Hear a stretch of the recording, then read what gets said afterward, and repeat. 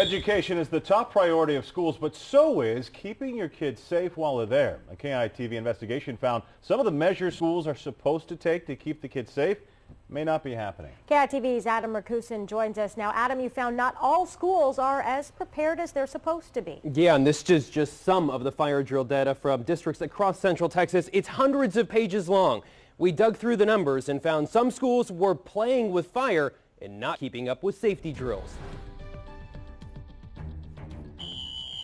Children, let's quietly line up. The moment an alarm is activated, There's a fire, we gotta evacuate. the role of an educator That exit's blocked. transforms to first responder. Keep going down the stairs. We expect that our students are practicing the same way that we would expect if it were to be a real situation. Both Leander and Round Rock ISDs opened their doors for KEYE TV to see exactly how a required emergency drill plays out. Parents give us 860 kids a day, and they want us to keep them safe. And so ultimately our goal is to keep them safe. Very nice job. In this instance, the kids were ushered to safety in about 2 minutes, meeting district expectations. These kids fell back exactly what they'd been trained to do. But that's not always the case.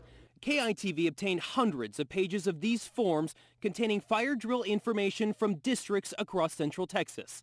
On average, most schools were perfect, but we also found some in the Pflugerville and Austin independent school districts who completely missed the mark. It's a very involved undertaking. John Gayete is the emergency management coordinator for AISD, overseeing around 1,800 drills in the district per year. Is it acceptable for you if they don't do their required drills? No, absolutely not. It is not acceptable to me at the district level. Out of the 9 yearly required fire evacuation drills, we found these AISD campuses reported completing between 2 to 3 during the 2013-2014 school year.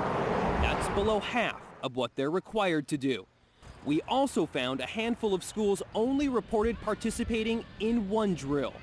Gayete says ultimately responsibility falls at the district level. In the event that we have a school who for whatever reason did not report the drills but were doing them, because that happens pretty often, or failed to do some drills, we have administrative avenues on the school side of the house to work with those schools to give them more training so that they understand what the expectations are. In Pflugerville, during the same year, a few schools only reported participating in 3 of the 9 required drills, also breaking district guidelines. The Texas Fire Marshal doesn't control local rules, but not preparing for safety doesn't sit well with him. It's a best practice, and when you follow best practices, you avoid problems. Fire evacuation drills are the most common. For the most part, districts are responsible for designating the number of drills they participate in each school year. They follow the local fire code requirements and school fire exit drill information set out by the state's fire marshal office.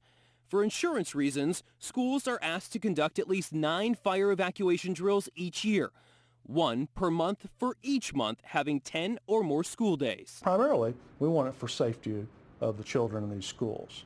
Secondarily, there's a benefit to help lower your insurance cost when the city is pursuing that goal. The Texas School Safety Center tries to facilitate emergency drill guidelines for schools, and every 3 years the districts are supposed to self-audit and send over those reports, because mistakes can eventually lead to teachable moments. When we talk to school districts, for example, they'll tell you they want kids to be familiar, they want staff to be familiar with what important protective measures they should take. At AISD, they do have some schools doing more than the required amount of drills.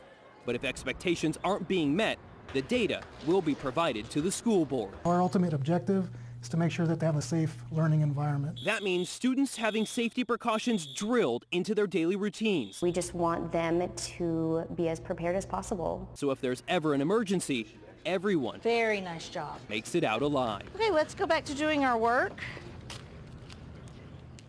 And Pflugerville ISD did send us this year's stats as well, and right now almost all of their schools are where they should be. The district says sometimes they miss a drill because of weather, but didn't elaborate on why they didn't go back and reschedule it. If the drills aren't being done, there will be a conversation between the principal and their supervisor. Reporting live, Adam Rakusin, KEYE TV News.